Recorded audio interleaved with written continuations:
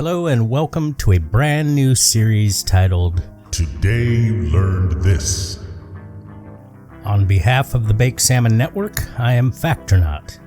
A link to my backstory is in the description, but for now, let's just get started, shall we?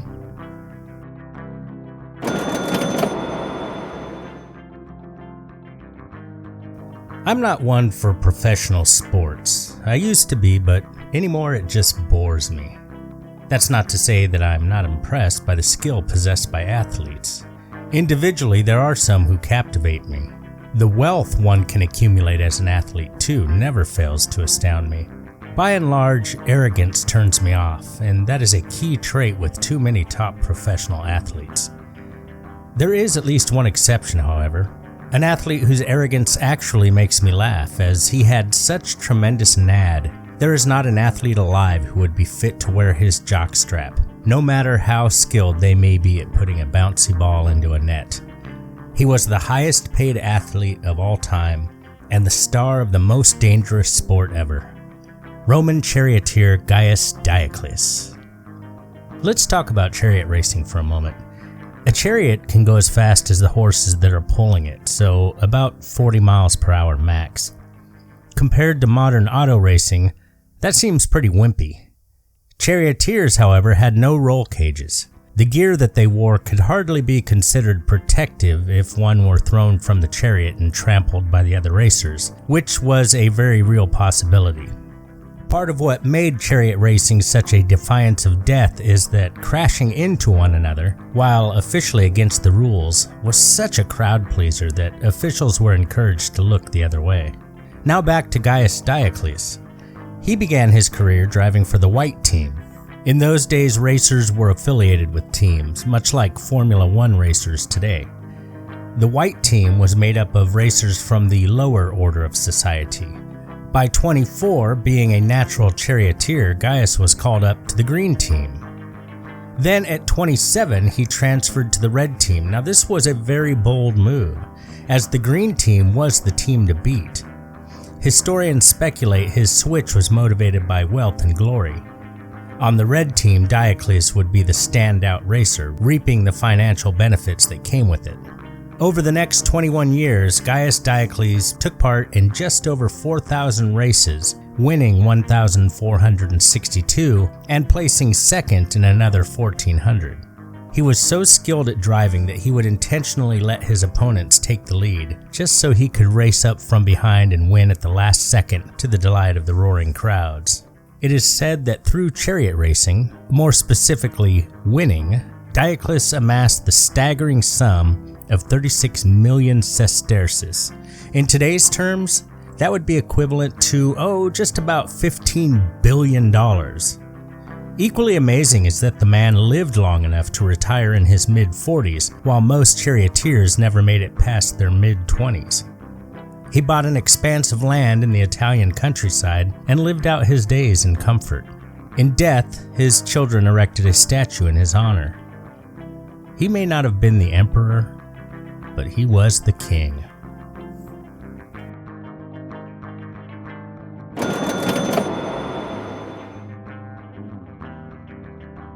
When you hear the name Humpty Dumpty, you most likely picture an egg or an egg-shaped person.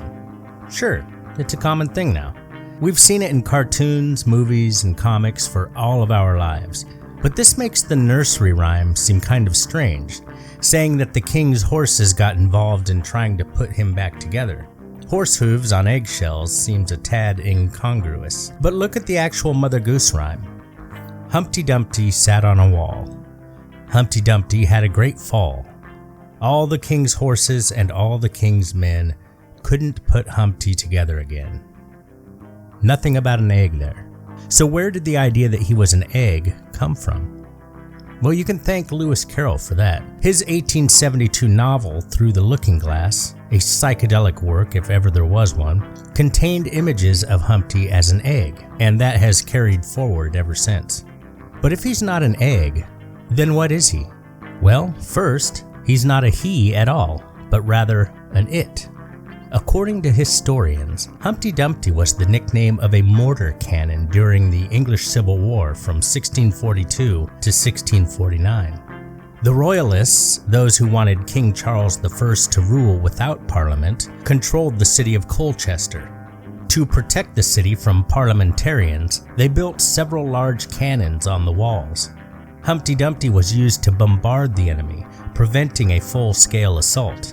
Then, around July of 1648, the parliamentarians used their own cannons to blast away the wall underneath Humpty Dumpty, causing the great cannon to crash to the ground where it was irretrievable by the men or the horses that supported the king.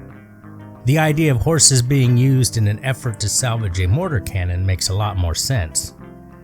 However, as you know, all the king's horses and all the king's men could not put Humpty Dumpty together again. Colchester fell and the parliamentarians won the day in 1649.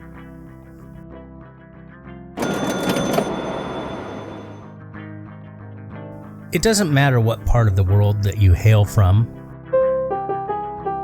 You know what comes next.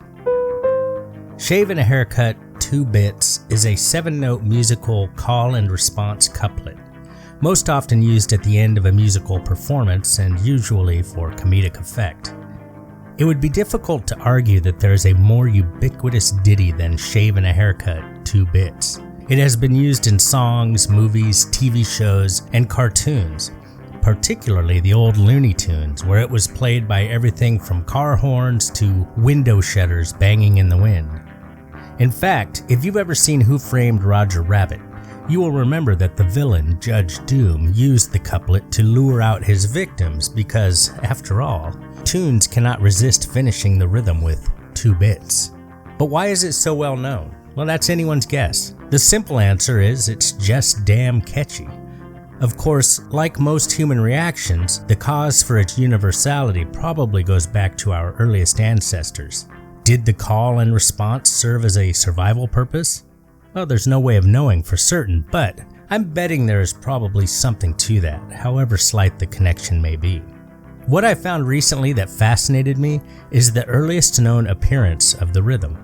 While it's certainly much older, as far as a record of its usage, the earliest I could find is an 1899 Charles Hale song, At a Darktown Cakewalk. I'm going to close with that tonight, and I hope you enjoy it. Thank you for joining me for this first episode of Today You Learned This. I hope you did learn something, otherwise that name is just useless. I'll see you next time. Bye.